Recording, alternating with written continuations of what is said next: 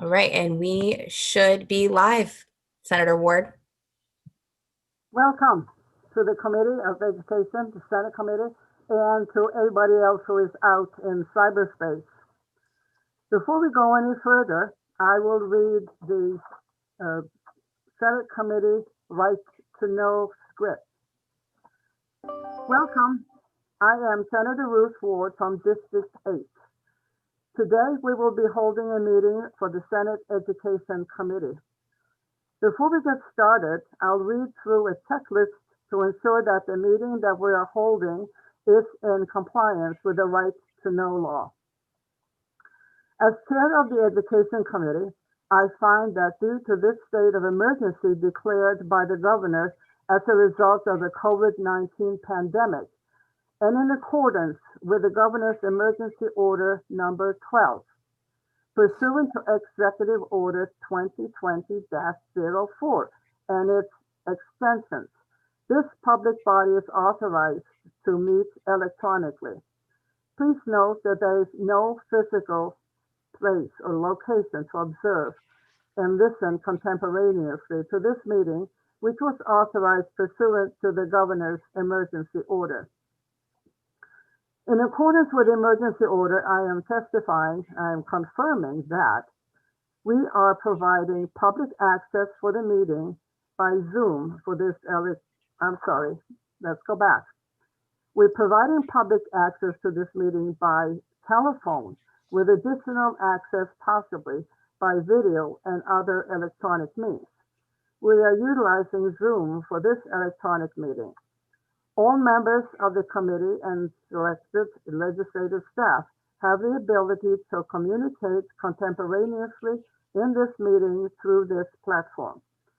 And the public has access to contemporaneously watch and or listen to the meeting on Zoom or YouTube and via phone by following the direction and links provided on the General Court website. We have provided public notice of this necessary information for accessing the meeting in the Senate calendar. We are providing a mechanism for the public to alert the public body during the meeting if there are problems with access. If anyone has a problem, please email remotesenate, all in one word, at leg.state.newhampshire.us or call 603-271-6931.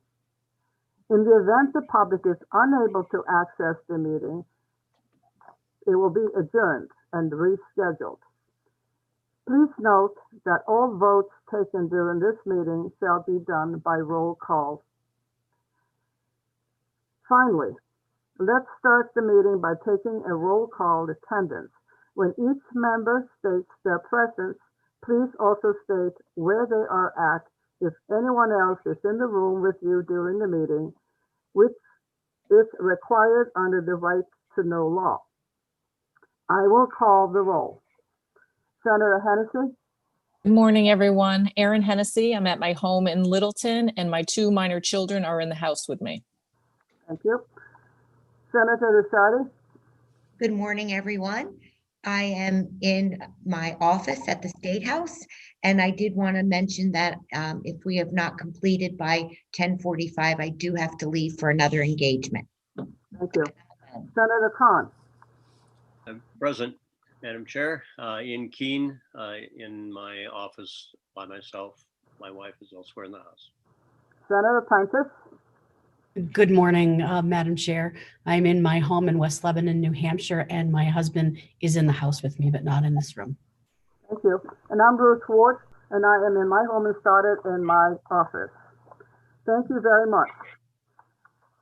Before we open up the hearing, I will ask that we do the Pledge of Allegiance.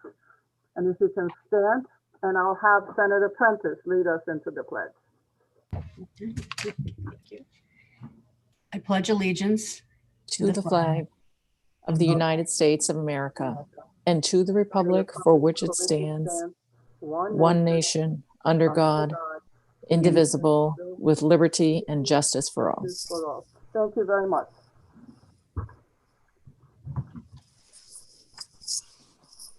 Now we'll open the hearing on the first bill, which is SB 24. And who is going to bring it up? Senator Bradley? Good morning, everyone. Can you hear me? Yes. Beautiful. Well, let me first start out by, again, congratulating our genius staff, Sonia and Ava, and everybody else who's helping. I think it goes without saying that our staff has just done an unbelievable job of trying to manage all of the technology. And I can't give you enough of a shout out. So thank you very much. So for the record, I'm Jeb Bradley, Senate District 3, pleased to be the prime sponsor of Senate Bill 24.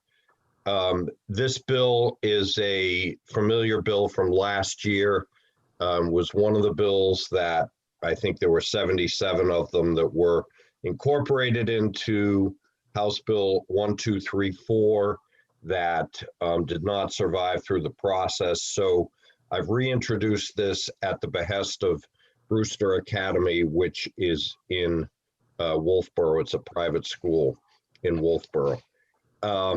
I just want to take a minute to thank my co-sponsors, Representative McDonald, Marsh, and DeShays, who are all from the Wolfboro area.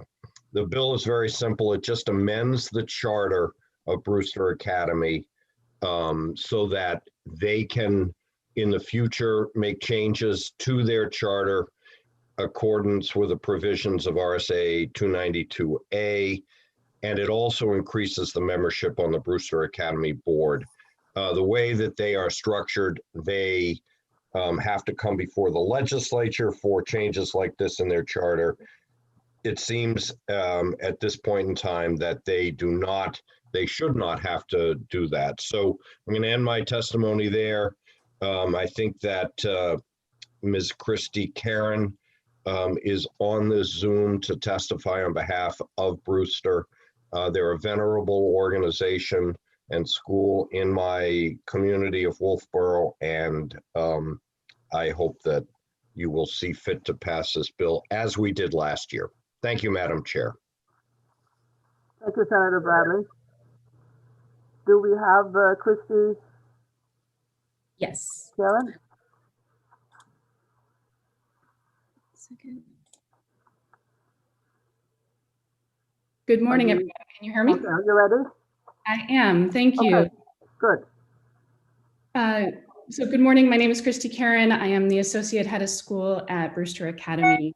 And I'd love to thank you all first for your time this morning in discussing this bill, and especially thank Senator Bradley for bringing this legislation forward once again, and to his co-sponsors on the bill as well. We really appreciate the support. Just for those of you who don't have background on Brewster Academy, just a brief background. Brewster celebrated its bicentennial celebration last year. The original charter for Brewster was granted by the New Hampshire General Court in June of 1820. Today, Brewster serves roughly 350 students from about 23 different states and 21 countries. And about 20% of our students are day students from the local area from New Hampshire, and 80% of our students are boarding students. Another note is about a third of our students receive financial aid support in some form in order to attend the school. Our mission is to prepare diverse thinkers for lives of purpose. So we're very committed to a diverse population in every sense of the word, ethnically, socioeconomically, and cognitively. To speak to our Board of Trustees, we have an exceptional board. It's a forward-thinking group. We currently have 2 current parents, 10 former parents, 4 alumni, 2 grandparents, and 4 friends of the school, all of whom bring their impressive backgrounds to actively contribute their expertise and service to Brewster. So while the work of our board has been outstanding, there are composition issues that we are hoping to address in this bill. As Senator Bradley outlined for us, first, Brewster would like to be able to expand the size of our board from 25 to 30 members. As we continue to expand the range of programs that we offer, we are looking to add to the range of skill sets of the trustees on our board. And we have run up against the limit of 25 members in the past, and we don't want to turn exceptional trustee candidates away due to that limitation. Second, we are also hoping to eliminate a position held by a representative of the Alumni Association. The Alumni Association, in its kind of formal traditional sense, is no longer active, and so it doesn't make sense to maintain that position as a chartered member of the board. We do have 4 alumni on the board, and we will continue to seek a range of viewpoints and class years from our alumni body. And finally, we are requesting with hope that the legislature will grant permission for our Board of Trustees to manage future amendments to its charter on its own. Rather than use your valuable time and the time of the legislature to make changes, we're hopeful that we can take the same approach that was taken by Dartmouth College in 2003 and by Pinkerton Academy in 2011, so that we can, again, not use your valuable legislative time for amendments in the future. That's my remarks for this morning. I'm happy to answer any questions. And again, thank you to Senator Bradley and for your time this morning. Thank you very much. Any questions from the committee members?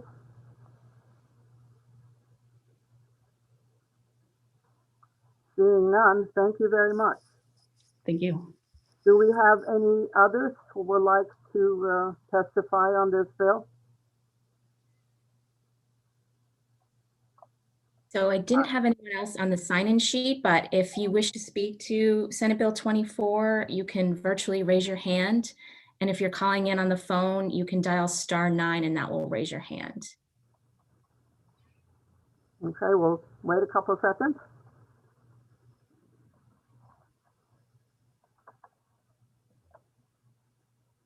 Do you see anyone? I do. Okay. We have Representative Deshays. Representative Deshays, you may speak. Awesome. I just wanted to testify and reiterate. Well, first, let me thank the chair and thank the lady from Brewster who came and testified on behalf of SB 24. I'm one of the co-sponsors. I'm Representative Brody Deshays. I live in Wolfboro and represent the town of Wolfboro, and I just wanted to vocalize my support and for Brewster's ability to be able to operate without having to appeal to the legislature whenever they need to make a charter change. Being able to free up not only our legislature's time, but also be able to have them have some independence in how they operate will help them better serve their students. It'll help them better serve a number of employees that they have in the community. And it'll help them have a stronger, more robust board of trustees that is responsive to a number of issues, not only within our community, but within their own educational community. So I hope that the committee will support SB 24 today. Thank you. Thank you. Any questions for Representative Deshays? There being none, thank you. Anyone else? I don't see any other hands raised. Okay. Thank you very much for testifying. We have Representative William Mark, who supports the bill but is not testifying. And Brody Deshays just did that. And we have Representative John McDonald, who is also supporting the bill but is not going to testify.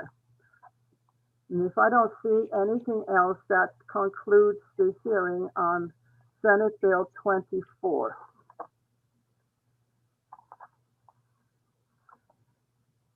The next bill is scheduled for 9:30, so we're going to have to wait until that time.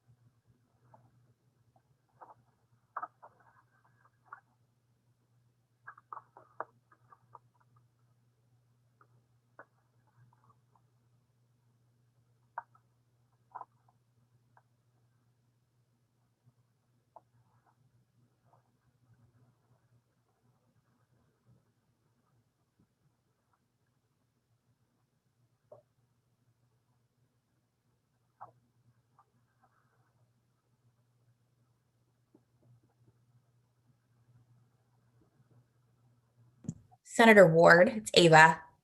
Yes. Hi. So while we have this break before we can start the next hearing, I didn't know if this would be an appropriate time to exec possibly the bill we just heard. As we have the whole committee here. We have 14 minutes, so it seems to me that we should be able to do that. Yeah. Okay. So let's, Senator Ward, I'll move SB 24 ought to pass. I'm sorry, Sonia looks like she might have something to add. First, you need a motion to go into executive session and a roll call vote. right. Do we have a motion to go into executive session? Make the motion to go into executive session. Thank you. Senator Hennessy, the second. Senator Prentice. Senator Prentice for a second. A roll call for all those. I vote yes. Hennessy, yes. Ward, yes. Senator Ricciardi? You're Senator, muted. you're muted. You're muted. Rishardi, yes. Senator Prentice? Prentice, yes. Senator Khan? Yes. Okay. So we have the Senate Bill 24. Any thoughts about how you want to vote on it? Senator Ward, I'll move Senate Bill 24 ought to pass. Do I have a second? Prentice seconds. Senator Prentice for a second. Anybody in favor? Do you want to have discussions first? Anybody wants to discuss the bill before you vote on it? I'll just say, Madam Chair, that, this is a fairly simple piece of legislation. I see no reason to, for the Senate to interfere with the request of the Academy and of our senator. Okay. So, anybody for vote to approve? Did I hear that earlier? Yes. Okay. Senator Ricciardi, how do you vote? I vote yes. Senator Prentice? Prentice, yes. Senator Khan? Yes. Senator Hennessy? Hennessy, yes. And Ruth Ward, yes. Consent? Willing to No put on objection. consent? Yeah. Senator Hennessy votes yes. And for second? Is it, Madam Chair, is this the motion for unanimous consent? Yes, Okay. 5-0. So I think we can do a roll call. I need a roll call for that. So Senator Ricciardi, Aye. Ruth Ward, yes. Senator Prentice, Prentice, yes. Senator Khan, Yes. Senator Hennessy. Hennessy, yes. Good, that's 5-0 on consent. Who wants to take it out? Senator Khan, do you want to take it out? Sure. I'm probably going to offer to take out the next one as well, but if somebody else would like to take this one. Senator Hennessy, do you want to take it out? Madam Chair, I'm sorry, I don't know what take it out means.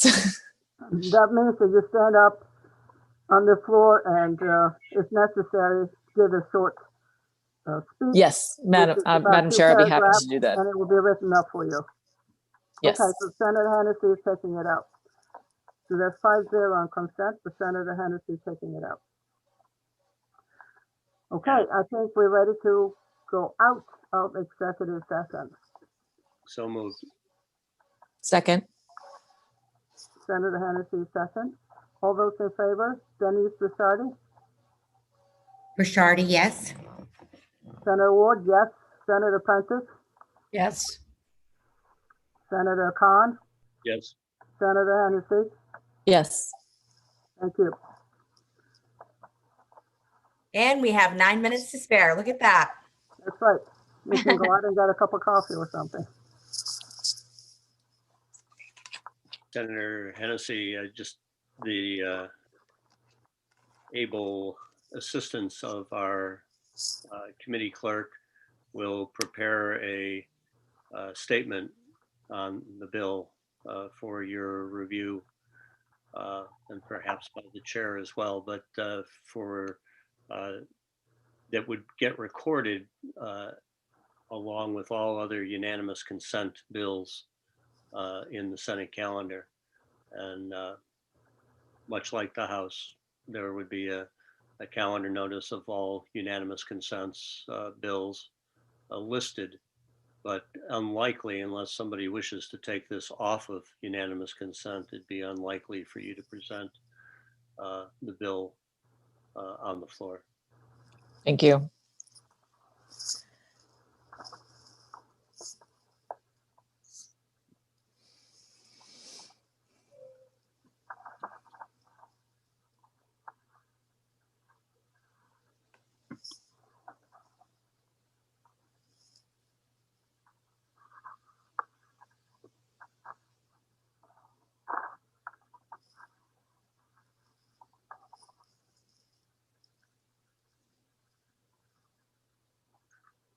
Madam Chair, I guess I'll do some just question about next week.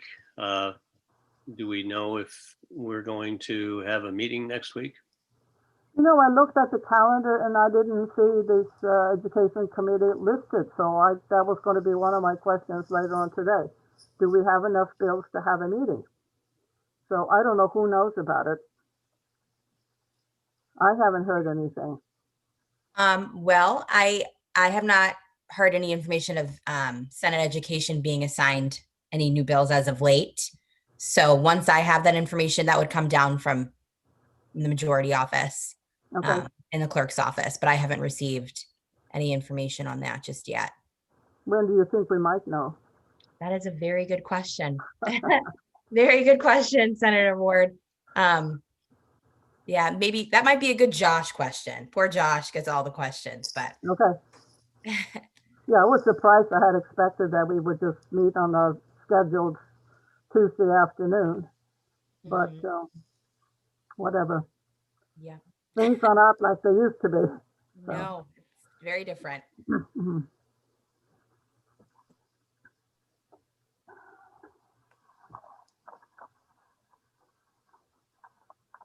So Senator Khan, I don't know. Yes. Thanks for attempting.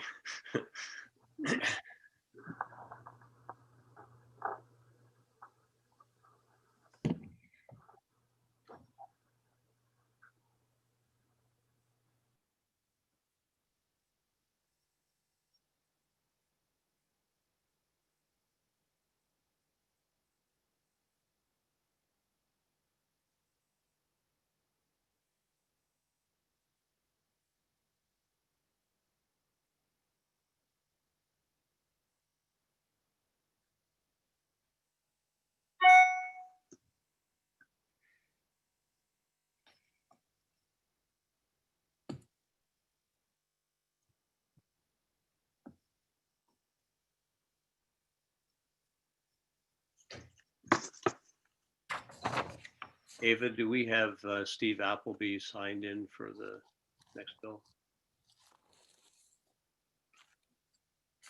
Yes, Senator, we do.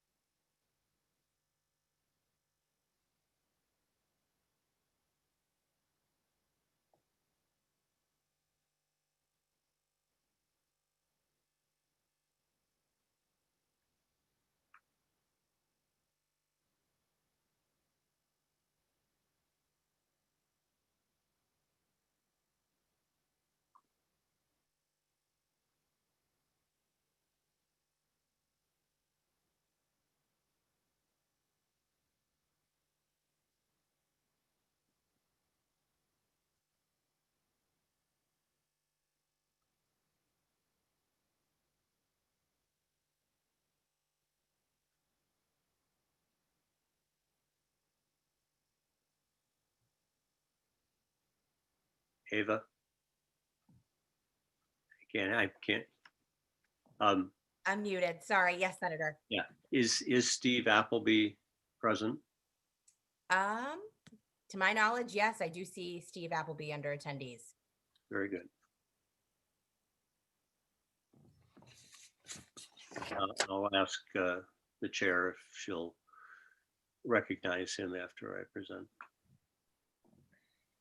So Senator Khan, I believe Senator Ward's bill is next, Senate Bill 19.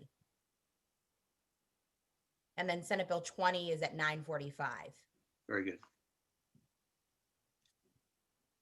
So I'm hoping Steve will stick around through then. Through the next one.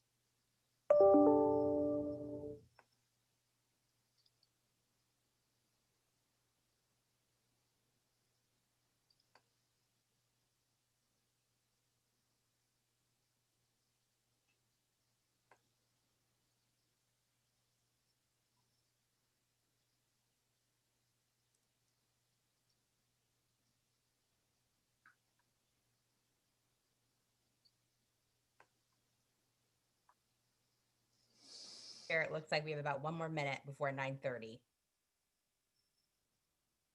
Oop, you're muted. Yeah, unmute, yeah. What was that, Senator? I said it's amazing how long a minute can be. Isn't it?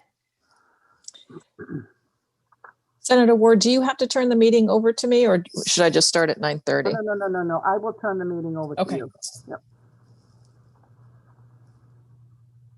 I see the appointed time.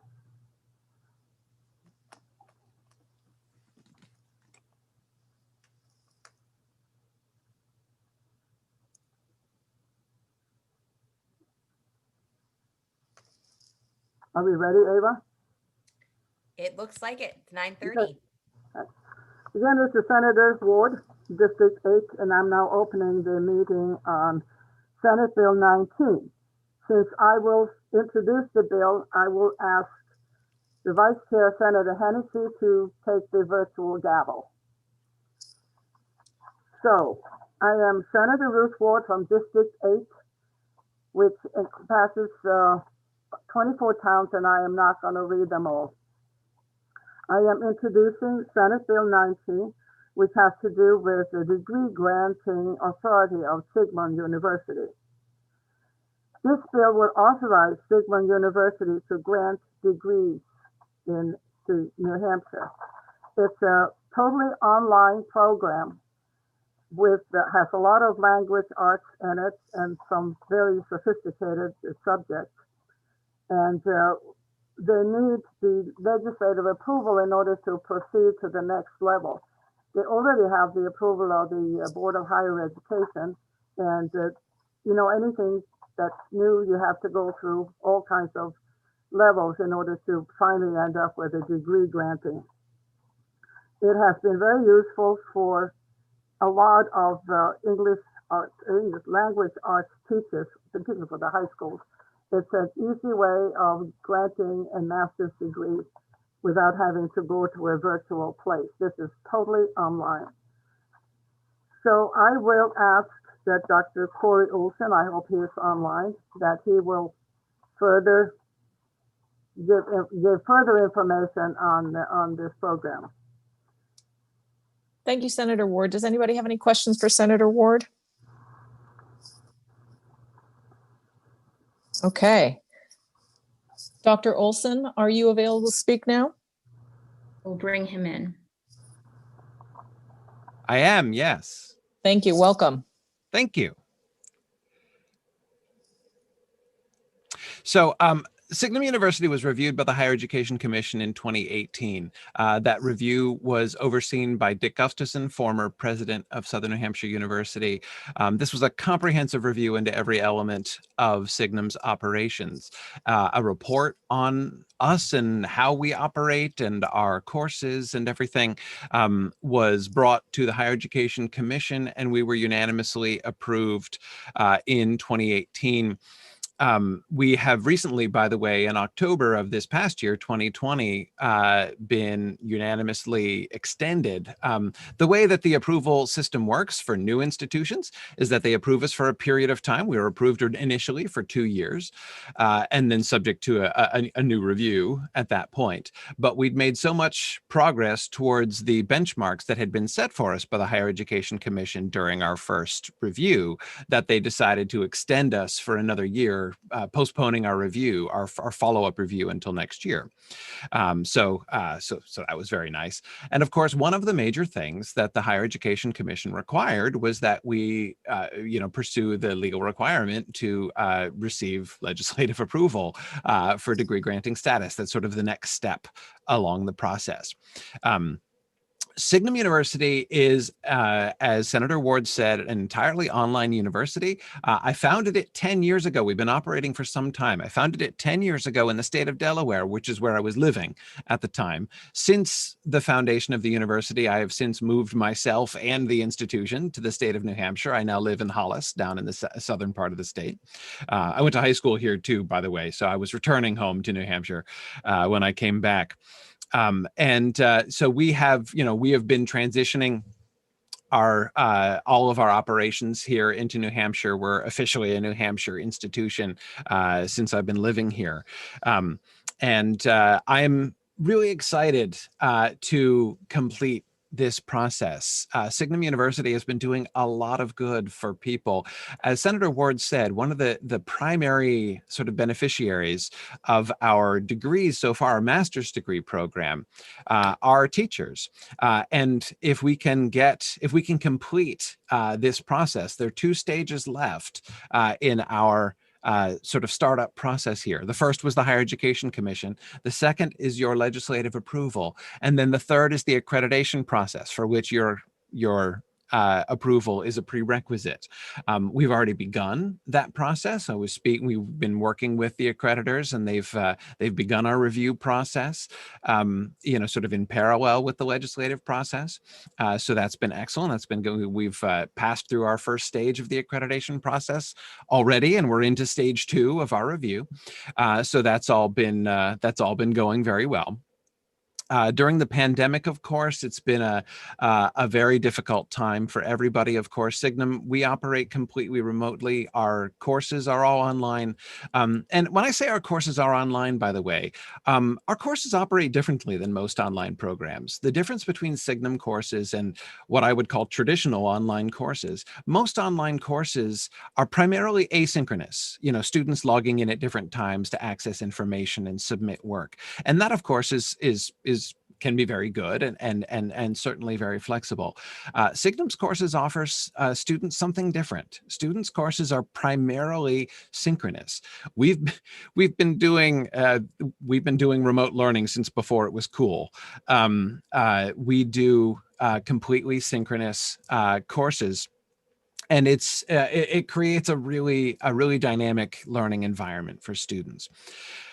So anyway, we are excited about the program that we have had during the pandemic time. We have been focusing on, we have launched a mentorship program where we have been mentoring other teachers and helping other programs and institutions that have been trying to adapt to remote learning during the pandemic. This is something that we have a decade of experience with, so we've been able to help a number of institutions. And that's something that we've been really happy to be able to do here during this time. I'd be happy to answer any questions that you guys have about Signum University and what we do. Thank you, Dr. Olson. Does anyone have any questions? Senator Prentice. Thank you, Senator Hennessy. Mr. Olson, just a few questions. I think you may have answered one of them already. Okay. Who is Signum's primary audience, who enrolls in your programs? Who are your students? Okay. The students for our master's degree program are all obviously postgraduate students who primarily have a passion for learning. Right now, of course, we are not yet accredited. We're still in the accreditation process. And so therefore, it's difficult for students to sort of officially use our courses. For instance, teachers right now don't qualify to use our courses yet for credits in their school. We have had many teachers who have done our program and been enriched by it academically, but they can't use those credits towards continuing education credits in their programs yet. That, of course, will be able to happen once we complete the accreditation process. So right now, primarily, our audience are people who love learning and who love the topics that we're doing. Very few of our current students have ambitions of utilizing their degrees in career-oriented ways. They're just people who love this stuff and have been wanting the opportunity to pursue further studies in these fields, most of them on an amateur basis. And many of our students have gone on to publish materials in scholarly journals, participate in scholarly discussions, and present papers at conferences. And it's been a wonderful experience to sort of kind of bring them into the academic world and welcome them as colleagues. Okay. Thank you. Do we have any other questions? Follow-up, Senator Prentice? Sure. Thank you, Senator Hennessy. Two more for Mr. Olson, if I may, along the same line. Tuition. Yes. For students and the ability for, is there financial aid? Absolutely. Eligible for federal and other financial aid programs? So here's the situation. Our tuition is extremely low. One of the mission statements of Signum University is to keep our tuition low enough that students can undertake our program without debt. Opposition to the student debt crisis is one of the defining elements that led to the founding of Signum University in the first place. Our courses are $650 per course, not per credit, but per course. Our total degree, the entire master's degree, costs $7,000. So we keep our costs as low as we possibly can. We do also have a financial aid program. We do not participate in federal federal financial aid programs. Of course, we would not qualify to do so prior to accreditation, which we cannot receive until after we are approved by you guys. But we don't have active plans to pursue. We never plan to participate in student loan programs, in federal loan programs. What we do, we currently have a financial aid program on our own. And what we do is we freely remit the tuition of any student who wants to take courses with us. The program we have, we call our work-study program. If a student can do essentially volunteer labor for 40 hours during the course of the semester, we remit their tuition for the semester. If they can, we basically allow students the opportunity to work their way through school. And many of our students have been a really wonderful part of our community, doing volunteering in staff positions and receiving their master's degree for no tuition whatsoever. There is not a single student who has ever sought a degree, sought to take courses at Signum University and been turned away because they couldn't afford it, nor gone into debt for it. And that's what we pledge to continue. Okay, I'll yield for now. Thank you, Senator Hennessy. Senator Ward? Oh, sorry, Senator Ward, I can't hear you. I'm sorry. Dr. Wilson, could you talk about the courses that you offer? Absolutely. Our master's degree is in language and literature. This is it's a combination of two fields which are often separated in my academic opinion, to the detriment of both. So our students study literature and they also study languages. We focus on, being able to both to have your the study of literature enriched by the study of other languages, as well as being able to study other literatures in those original languages. And we have an entire concentration in Germanic philology, which is the history of the Germanic languages, which is what our program focuses on. We have special kind of niche specialties within our program. We focus on fantasy literature, especially the works of J.R.R. Tolkien. That's kind of the primary audience. Senator Prentice was asking about our audience. That's sort of the primary audience that we began with, were people who were enthusiastic about the works of J.R.R. Tolkien and wanted to study further. And this has been a growing academic field for decades. So we have now one of the largest, I think actually the largest Tolkien studies and fantasy literature program in the world. We also, as I say, study languages, Germanic philology, as well as classical, medieval, and Renaissance literature. Those are our concentrations right now within our language and literature program. Thank you. Any other questions? Senator Khan? Thank you, Madam Chair. President Olson, greetings. Hi, Senator Khan. So one of the impressions you just talked about is that this is a master's degree in J.R. Tolkien. And can you give us another sense of the breadth of the courses that Absolutely. Absolutely. Goes Yeah. deeper than just a single author? Of course. No, as I say, we have concentrations not only in J.R.R. Tolkien, not only just more broadly in fantasy literature and science fiction literature, but also throughout the classical, medieval, and Renaissance period. Those are our primary topics of study. We are, as I say, a literature and language program, but no, we have offered courses on everything from classical myth and mythology to Shakespeare and the modern, the English epic. We have talked about we, of course, have, as I say, our Germanic philology program is a vibrant program. I don't know.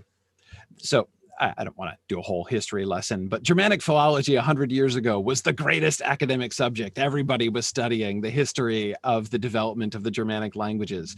And it's an academic subject, which is a fascinating one, to look at the change of languages over time and how modern languages grew out of historical languages.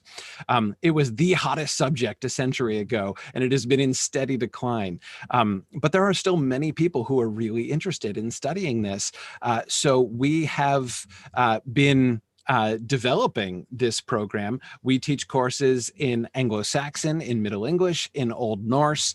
We're teaching a course this semester, actually, courses just started yesterday, still time to register, for the Gothic language, if you want to learn the language of the Goths in medieval France. This is, as I say, it's part of our Germanic philology program. We have an enthusiastic group of students. We have one of the largest enrollments, believe it or not, in our Gothic class that we've had in any new course in a long time.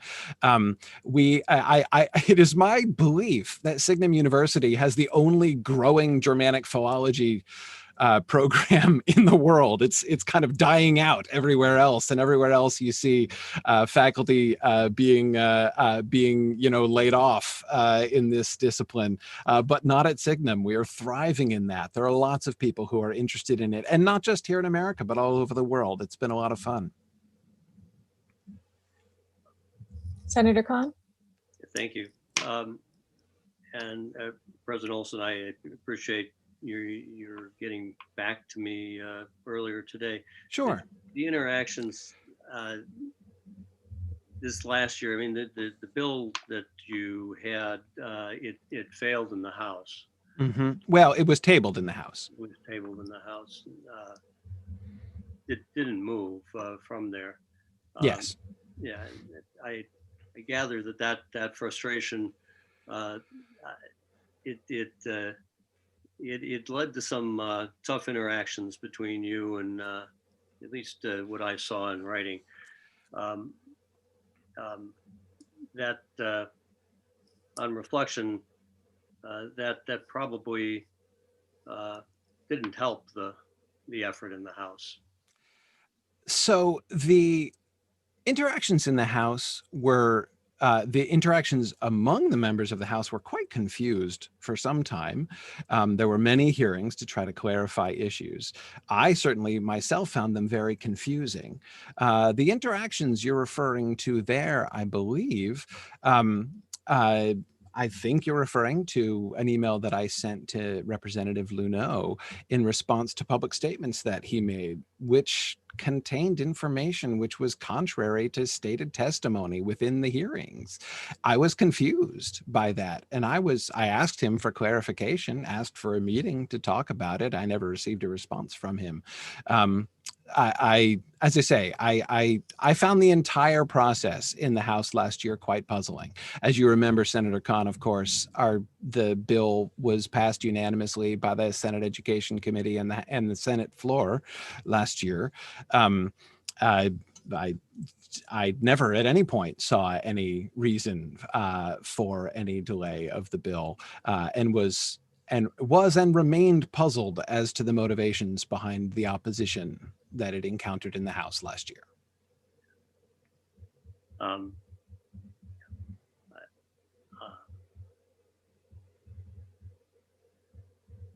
The reason that, if I could just follow up with one last thing, Senator Khan, the reason I reached out to Mr. Luneau is that he, in his opinion, he made statements which I felt required a rebuttal. They were public statements made by a figure in authority about our university, which contained misinformation. I asked to meet with him in order to just give him an opportunity to clarify his statements. I didn't understand them.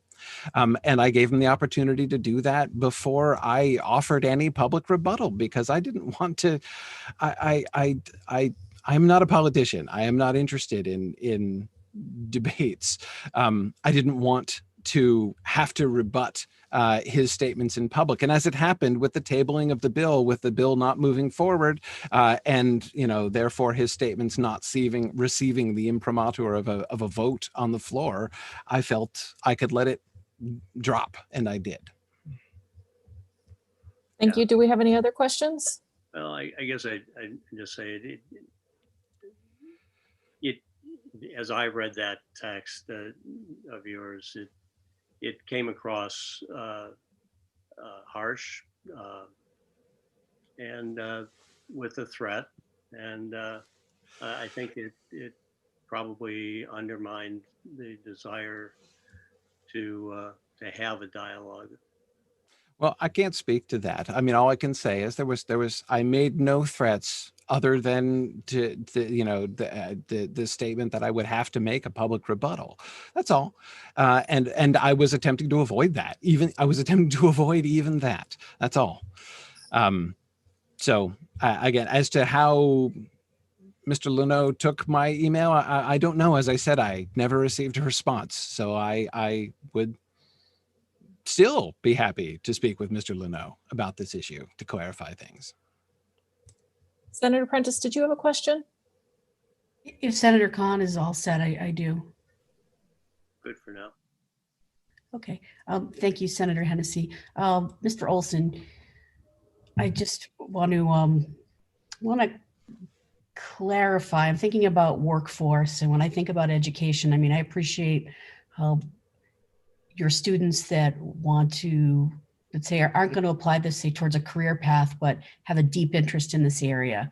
But I just want to zoom in on, oh, pardon the pun because we're zooming, but zoom in on what the translation of this degree into workforce development, how that applies in New Hampshire. Are you saying that, or I may have heard, and I just want to be clear, that teachers are interested in getting this as a degree and applying this in terms of language arts in classrooms? Absolutely. That's right.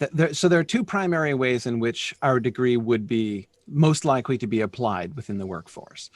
The first is, as you mentioned later there, the enrichment of teachers, the opportunity for them to learn more and to broaden and to deepen their own education, which of course will enhance their work in the classroom.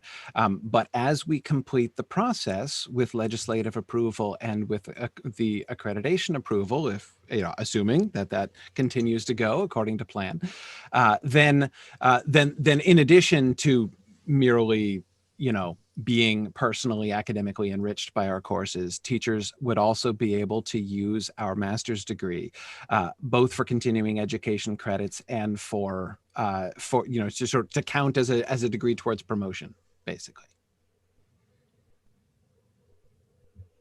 Follow up? So sorry. So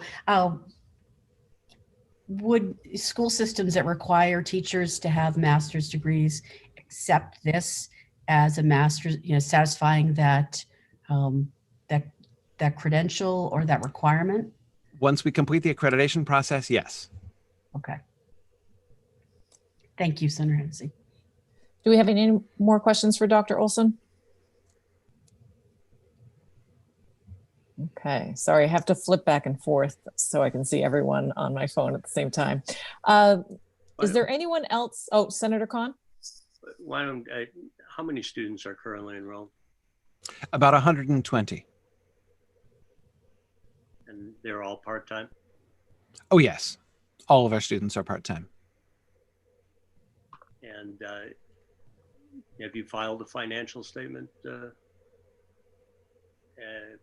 And are you registered in the state of New Hampshire at this point as a business? Yes. Yes. So you have filed a financial statement? I have filed financial statements, yes. With the Secretary of State, with the Division of Charitable Trusts? Yes, I believe that has happened for 20. I'm checking on the, actually, it's one of the things I am doing this week is confirming that for, that submission went through for 2020.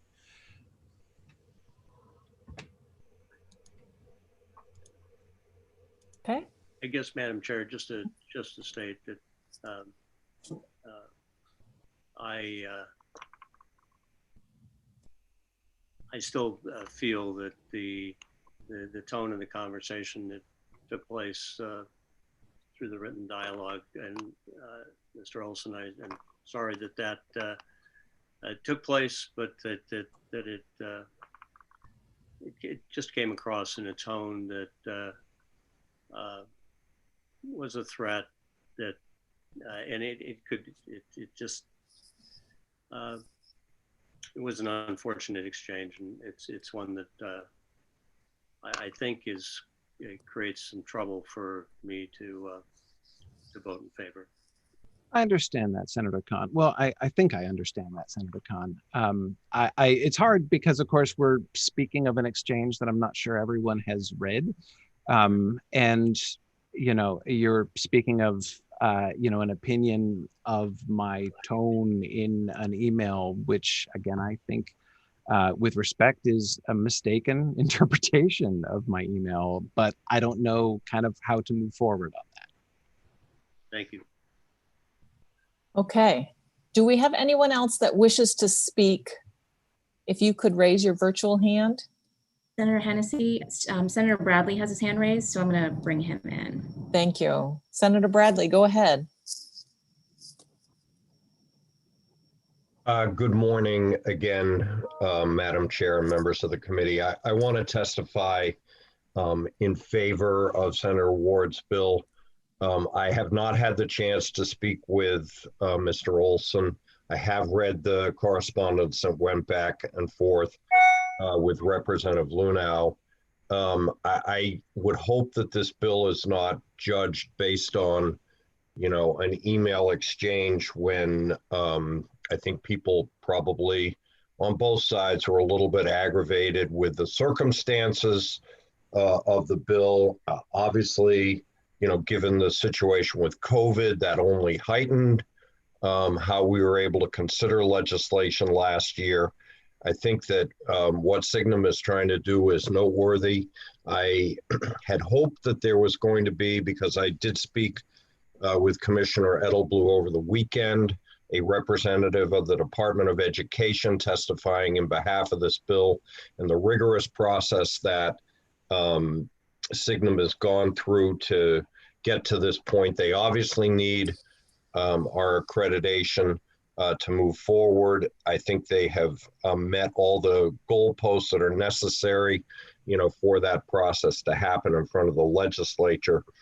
And look, let's face it, online education is increasingly important in our country before the pandemic, certainly through the pandemic, but also as a cost basis, it's vitally important. So I hope that the committee can unanimously vote to recommend that the full Senate pass this bill.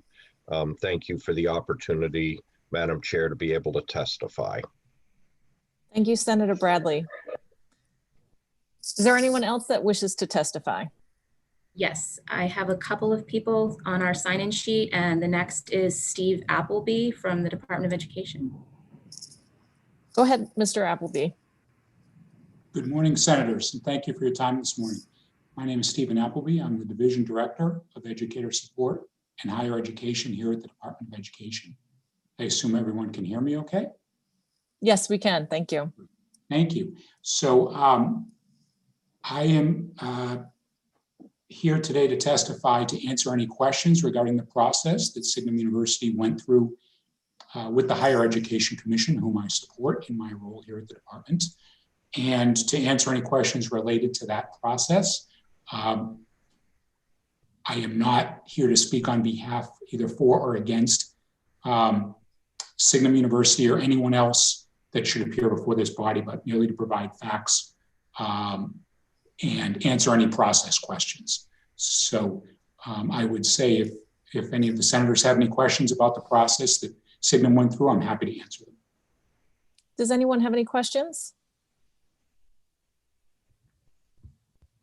Okay, thank you very much. Okay, thank you very much. Okay, the next speaker we have is Lori Alden. Ms. Alden, go ahead, please. Good morning. Thank you for speaking. I am a resident of Plainfield, New Hampshire in Senator Princess's district. I am also a graduate of Signum University. In January of 2012, I began taking courses at Signum while I raised 2 middle school children, attended my mother in the last year of hospice, and supported my police officer wife, all while holding down my half-time job. I desperately needed new thoughts, new ways to keep my brain stimulated, and new ways to advance myself. Signum University exposed me to world-class professors on the edge of our field, training me in exacting habits of mind and discernment. Integral to the concept of Signum University has been the value of superlative scholarship, embodied first in its professors like Dr. Olson, and then through their example in their students. Signum has always been devoted to full accessibility, from the low-building, low-cost infrastructure to the global reach of the internet. Rural residents of Coos County, or veterans, or elders with mobility impairment, and even tired sandwich generation moms from Plainfield can be part of the Signum University learning process. But to directly address a question of Senator Prentice, once I completed my master's qualifications, I became an adjunct professor of English at River Valley Community College, our New Hampshire community college based in Claremont, home of the famous Claremont decision, where world-class teachers are like water in the desert. I love teaching at the community college. I love lifting up my students. And it is because I received this education at Signum University where I got to do a project. I'm a mom from Plainfield. I got to do a project developing the latest techniques in digital humanities research. I've had classmates all over the world. I've been contributing to New Hampshire's education and wellness. And just over a year ago, I opened a writing center through the community college where anyone can walk in and gain encouragement as a writer of novels, blogs, journals, and especially memoirs. We have a lot of folks who are seniors coming into Writerspace. I would love to answer questions about Signum University and my experience as a student and in fact, a work study student. Thank you for your time. Thank you, Ms. Alden. Does anyone have any questions? Senator Prentice, are you raising your hand? Actually, it's not hi. I want to say hi to Lori and her family. And when we have an opportunity, I just want to make one statement before we vote. Okay. Okay. Senator Khan? Thank you. Ms. Alden, what other degrees do you hold? I hold a Bachelor of Arts from Bowdoin College and a credential as a religious educator. Thank you. Sounds exciting, the course that you're, the writing lab that you're offering for students. And everyone is welcome to come to Writerspace. If you go to the River Valley Community College website and click on the tab that says community, you will get all the links to join me, even if you just need to write bills. It's encouraging during a safer at home pandemic to just see someone else also doing their work and not be alone. So please, everyone is welcome to Writerspace. Okay, thank you, Ms. Alden, for joining us today. I'm glad that the connection worked. Do we have anyone else that wishes to speak, Sonia? I have no one else on the sign-in sheet, but if you wish to speak to Senate Bill 19, please virtually raise your hand now. If you're on the phone, you can dial *9 and that will raise your hand.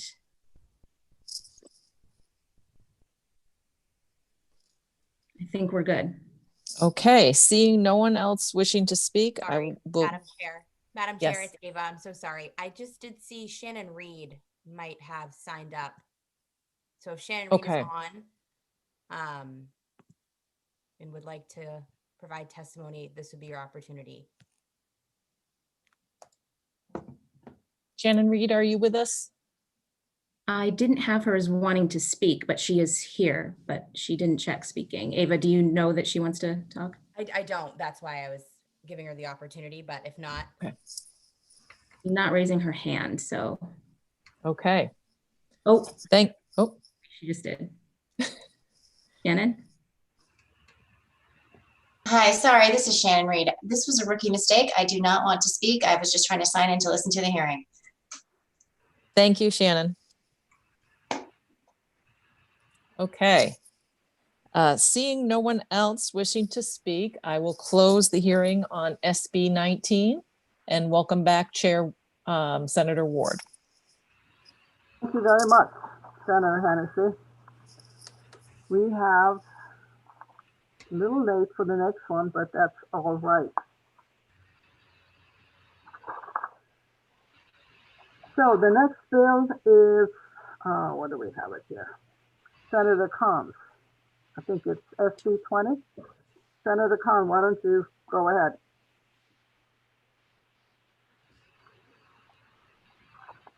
You're muted. Thank you, Madam Chair. I'm pleased to offer the introduction for Senate Bill 20. This is a fairly simple bill that might be a bit confusing because you would wonder why would we offer a bill that says that this won't apply to an area as opposed to it does. I hope that folks have taken a look at the current statute 18939B. It allows for a school board in consultation with the superintendent to make a one-time, one-year eligibility certificate for a teacher who would be on a full or part-time basis and otherwise would require a teaching credential. but it allows for that one-time, one-year certificate to be issued by that district in order to fill a needed role. The characteristics that person must have include they have to pass a criminal history check. They need to be qualified by relevant experience and education. And finally, or first off, the section that this is specifically addressing is 1A, that the person must possess at least a bachelor's degree from an accredited post-secondary institution. By exempting CTE, career technical education, specialty areas from that requirement for a bachelor's degree, enables the school to take advantage of people with relevant education and experience in the specialty field to teach. And so this could be, one might envision these to be a course in a trade or in a profession that doesn't require a bachelor's degree, but is offered by a career technical education center in the state. We've got 28 of those technical education centers in New Hampshire, and serving around 10,000 students a year. So it's important to make this exception. It probably brings into line current practice with statute, and I think is quite appropriate. I've checked with people in the field managing career technical education centers, and they are in support of this legislation. So Steve Appleby from the Department of Education was helpful in the drafting of this bill. He manages the license and certification division of the Department of Education and is quite able to answer additional questions. I'm glad to take questions if there are. Any questions from the committee members for Senator Khan? Senator Prentice. If it's okay, I don't have a question, but I want to, I have a statement that I'd like to add in support. Is this the appropriate time? Go ahead. I want to clarify, give an example. So I support Senator Khan's bill, and one of the chief reasons why is that many of the career and technical education centers in the state offer, say, emergency medical technician, basic training programs, and the Department of Safety licenses those instructors, but not all of those instructors have bachelor's degrees. And so if this was a requirement, it would become a limitation for that as an avenue for education for EMTs in different parts, people who want to become EMTs, which is one of our healthcare professions. And also many of them serve as volunteers in communities throughout the state. So that's why I think this is a perfect example of how it would benefit communities and that particular group of educators. Thank you. Thank you, Senator Prentice. Anybody else have a question for Senator Khan? Okay, do we have anybody on the list? We have Steve Appleby. Okay. Mr. Appleby. Good morning again, Senators. For the record, my name is Stephen Appleby, Division Director of Educator Support in Higher Education. So in the last bill, I spoke about my role in higher education briefly. The educator support piece covers licensing of or credentialing of our educators statewide in our school systems. We currently credential about 27,000 individuals statewide, and this bill is a very, very small piece of a much larger puzzle. On average, we process pre-pandemic between 50 and 75 of these one-year emergency hire requests per year across all endorsements, not just CTE. This bill will give CTE centers flexibility when an emergency arises to bring in a teacher who, as was already stated, may not have a bachelor's degree, as very often in the CTE specialty areas, they do not. If we think of, in addition to emergency medical folks, if we think of auto mechanics, or we think of chefs teaching in our CTE centers, those individuals almost never have a bachelor's degree, especially in the auto mechanic world or in the HVAC world. So this bill will give the CTE centers flexibility when there is a sudden need. Where we see these types of authorizations used are really predominantly in two instances. The first one being they want to bring in a teacher who will work on getting a full license, but that's going to take some time. And they have an immediate need today because their current teacher maybe had to go out on medical leave. So we see this authorization giving the district some time to get a teacher in the classroom that they feel is qualified while they work on full licensure. The second instance we see this is, again, medical related. So they may have an individual who has an illness and will be out for, let's say, 6 months. And this flexibility allows the district to temporarily bring in a replacement educator that they feel is qualified.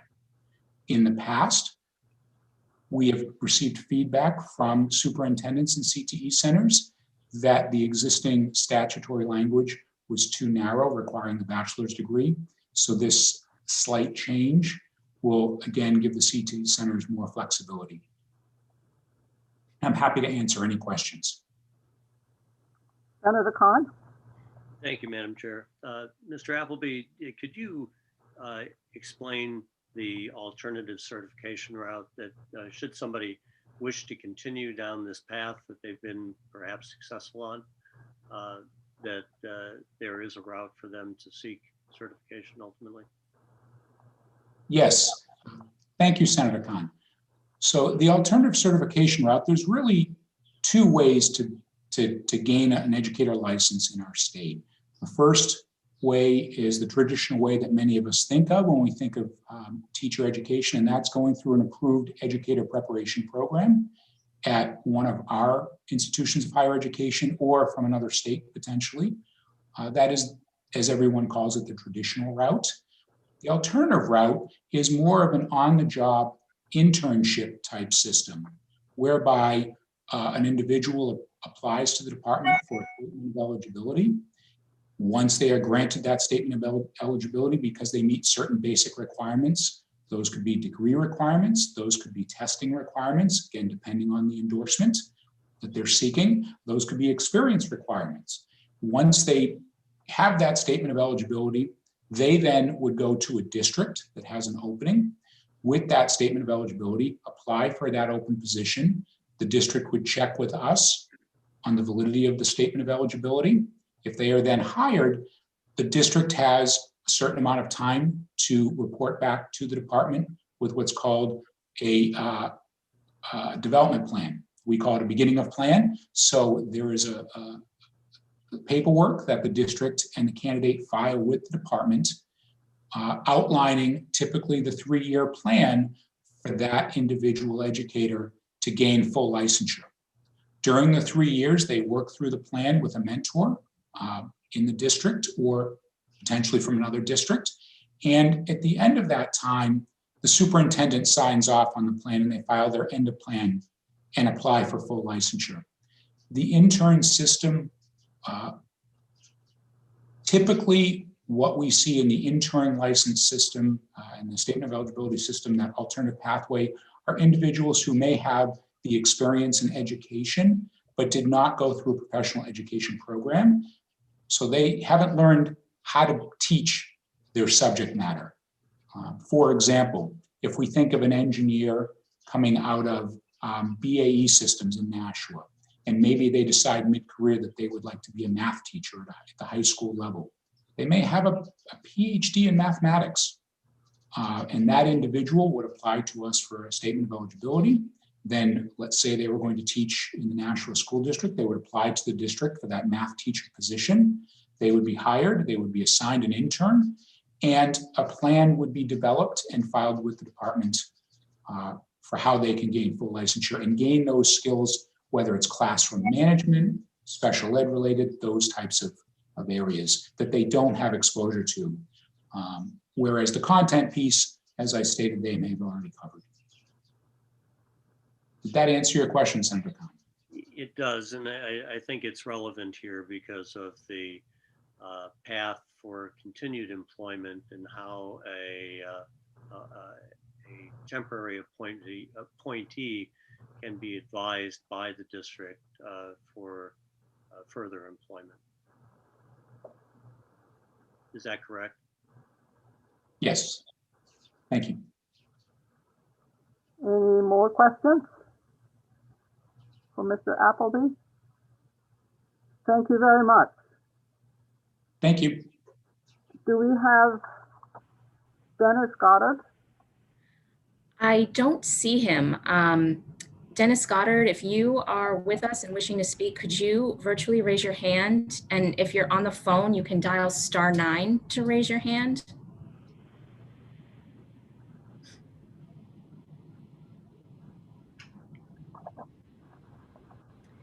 He was the last person that I had on the sign-in sheet. If there's anyone else that wants to speak to Senate Bill 20, now would be the time to virtually raise your hand.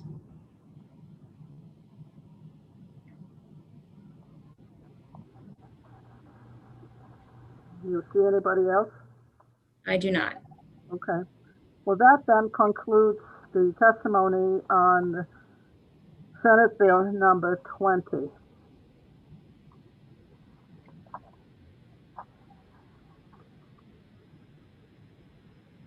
I would propose that we go into executive session and deal with these bills now. Do I have a motion? Senator Prentice, A motion to go into an executive session? second. Second. Ricciardi? Okay, roll call. Senator Ricciardi? Yes. Ruth Ward says yes. Senator Prentice? Prentice, yes. Senator Khan? Yes. Senator Hennessy? Hennessy, yes. Good. Okay, let's take up this last one. Do I have a motion? I'll move on to pass. I'll second that. Do you want to second it, Senator Prentice? Senator Prentice seconds it. All those in favor? Roll call. Senator Khan? Yes. Senator Ricciardi? Yes. Senator Prentice? Yes. Senator Hennessy? Yes. And Senator Ward says yes, and I totally support this bill. Thank you, Senator Khan. So that is 5-0. You'll put that on consent? Moved.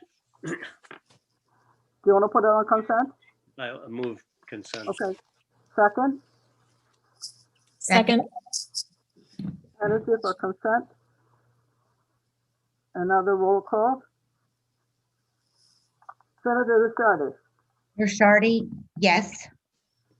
Senator Prentice, Prentice, yes. Senator Khan, Yes. Senator Hennessy, Hennessy, yes. and Senator Ward, yes. And do you want to take that out, Senator Khan? I would, thank you. Okay, so Senator Khan will take it out.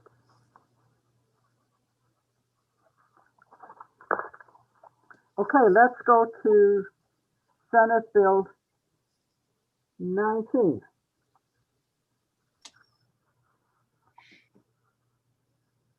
Do I have a motion?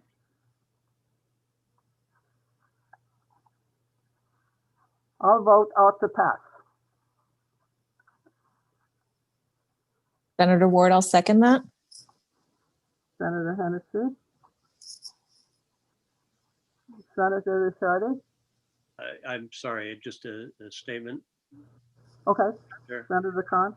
Yes, I will not be voting in favor of this. I just wish to say, Senator Ward, and my desire to want to support the chair on this motion. I added my name as a co-sponsor. I thought that the role of this committee vis-a-vis our statutes, I supported this last year. And I thought that I would be supportive again this year. I probably should have recalled how this bill stalled out last year or 2 years ago, and did not until I decided I probably, before not expecting this to be the hearing or on the agenda so quickly, I contacted House colleagues to inquire why that did not go forward. As I gained that understanding and the exchange that occurred, it caused me to understand their reason for not moving forward with an approval. I feel supportive of their position that that exchange did sour the water, and I regret that Madam Chair, I put myself in this contradictory position. But nonetheless, I'm there and want to say that I'll be voting against. Okay. Thank you, Senator Khan. You did tell me earlier that you would withdraw your support, so I was aware of it. Senator Prentice?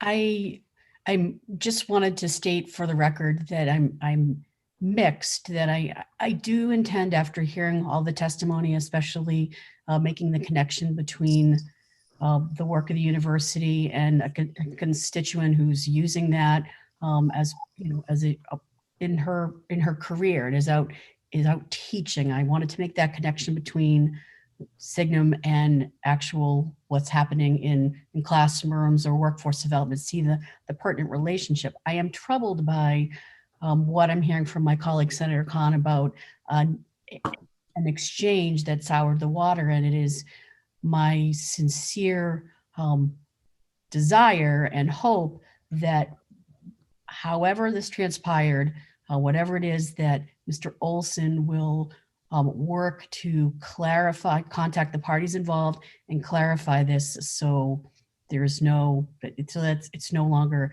an issue. Okay, that's all. Okay, thank you. So you're voting no? No, I'm going to vote in favor, but I wanted to go. Oh, Go okay. on record. You're voting for or to pass? I'm voting for it to pass. I just wanted to speak to the thank issue you. of. Are we voting now? Yeah, we had a motion to ought to pass. And, Senator Ward? checking through here. Yes. Thank Senator you. Hennessy. Thank you. I just want to make a comment. I have not read the email that was mentioned by Senator Khan, so I have no idea what this said. I can say that from my experience as a House member, and this was prior to our virtual meetings, that sometimes people do get confused and there's misinformation pushed around. So I echo Senator Prentice's request that I hope that this can be cleared up if this passes the Senate on the House side of things. But since I have not read that, and based on Ms. Alden's testimony, that this is a positive program that has helped her with her career, and she's very in favor of other people getting this as well. And I really do appreciate that she's using this also to help people in the community with their writing. I am in favor of this. Thank you. So I have, Madam Chair, I'm so sorry to interrupt. I just want to make sure. So this is the discussion phase. So, and then we'll do the roll call vote. I just wanted to clarify. but you clarify that, because we had an ought to pass and we had a second. And I thought I was doing the roll call now. Sonia might want to chime in. Yeah, no, I think Senator Khan kind of opened up the discussion part. So I think now, once everyone's had the chance to say what they want, I think we should call the roll officially. Okay, thank you, Sonia. Okay, so Anybody else wants to say something? Any other discussion? Senate, sorry, you have a question? Just a comment too. I also was unaware of any email exchange, and I am very happy when I heard the testimony to go forward with this. And I would just like to echo the sentiments of Senator Hennessy, because we're both in the same position, having not read that or seen that email. But I would like to think that that would not impact negatively the future of other people's education and opportunities with this school. Thank you. Okay, I have a question for you, Sonia. Sure. So what would be the appropriate thing to do to send the rest of the committee members the email that Senator Khan had obtained? As you know, before the Senate hearing on the floor. I think that would be up to him if he wants to, whether or not he wants to share that. Well, it seems to me that if you share something, that should be shared with the rest of the people who are going to have to take a vote on it. So do you have an objection to sending that email to the rest of the board? And you did send it to me. I did. To explain my reason for changing my position on the Right. on the vote. I don't mind sending that to others. I intentionally did not, so that it influences me personally. But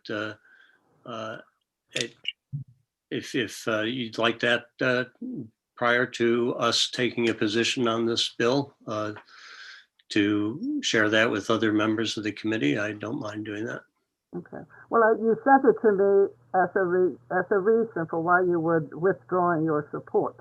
Yes. And it seems that since you mentioned it in the hearing, and there were 3 people who didn't see it, if that's going to influence, if that was part of your testimony, it seems to me that the others should be able to look at it. I don't think there was anything very threatening in it, but I think that in all fairness, I think all the committee members should have it.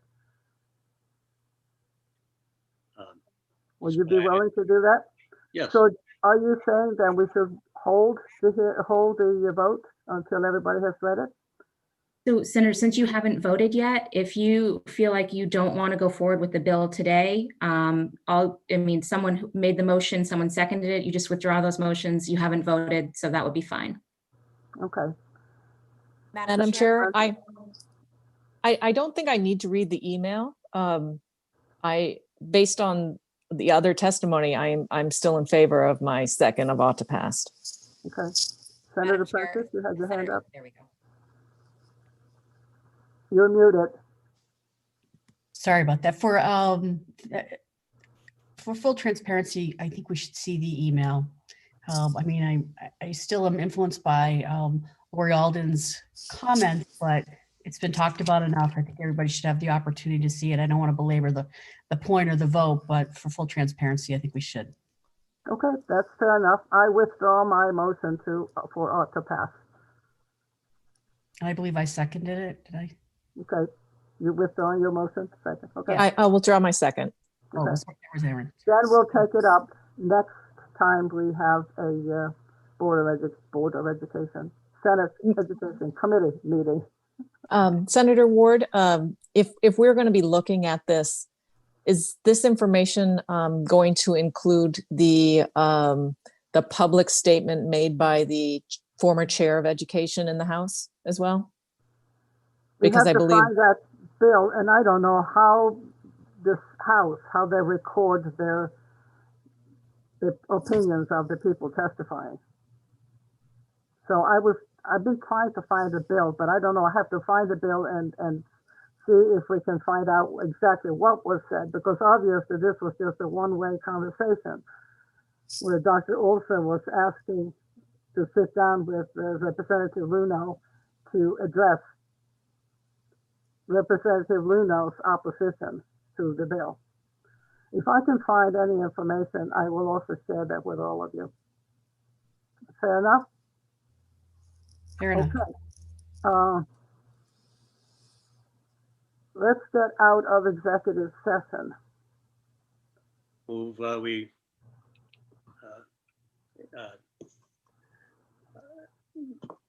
step Senator up Khan? to executive session. Second? Prentice Prentice, second. Okay, roll call. Senator Ricciardi. This is to leave the executive session. Rishardi, yes. Prentice, Prentice, yes. Senator Khan, Yes. Senator Hennessy, Hennessy, yes. Senator Ward, yes.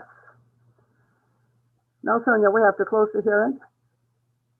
Now you just need a motion to adjourn by a roll call vote again. Okay, thank you. Motion to adjourn. By Senator Prentice, second by Ricciardi. Okay, roll call. Ricciardi, Rishardi, yes. Ward, yes. Senator Prentice, Yes. Senator Hennessy, Hennessy, yes. Senator Khan. Yes. Thank you all very much, and we'll take up this bill with further information being sent, and we'll close this hearing. Thank you very much.